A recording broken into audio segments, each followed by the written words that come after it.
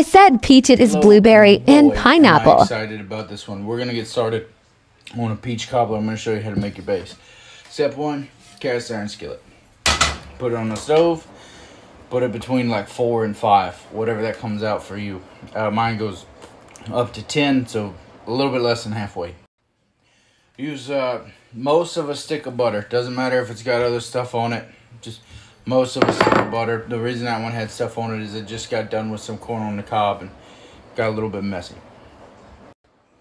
Next, you will need a can of pineapples and one of these containers worth of berries. So melt your butter, drop your pineapples in, drop your berries in, start to kind of like almost fry them in like almost a full stick of butter for, I don't know, 5 minutes, 10 minutes, somewhere in there. I'll let you know.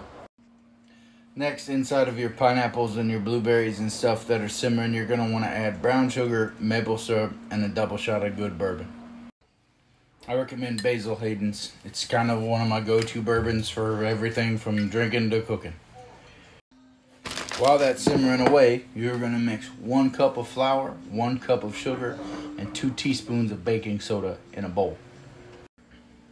Do not skimp on the sugar. Then you're going to add in milk until it starts to get a little bit of doughy. So do a couple seconds, stir it up.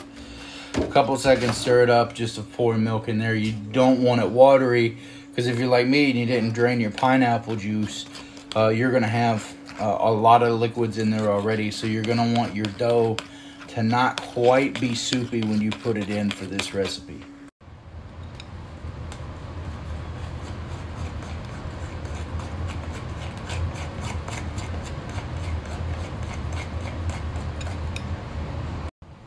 Then go ahead and put an egg in there and keep mixing it up. When you're done, it should look something like this. Kind of runny, not really. And the reason is when you put it in with the rest of the stuff that's in the skillet, you put it on top of it, you want it to kind of absorb all of that. Now I'm going to be simmering these for a little bit to kind of get rid of that excess water. I want to make sure that my blueberries absorb that sugar and I don't get that bitter taste out of it, which is why I use brown sugar instead of regular white granulated sugar in my mix here on the stove. And once it looks like this, you're just going to pour that good juiciness right over top of it. And then after you get it all in there, you want to stir it up and make sure that the dough is evenly distributed. And the last thing is either do this with a 10-inch skillet or put something underneath it to catch whatever overflows from that 9-inch pan.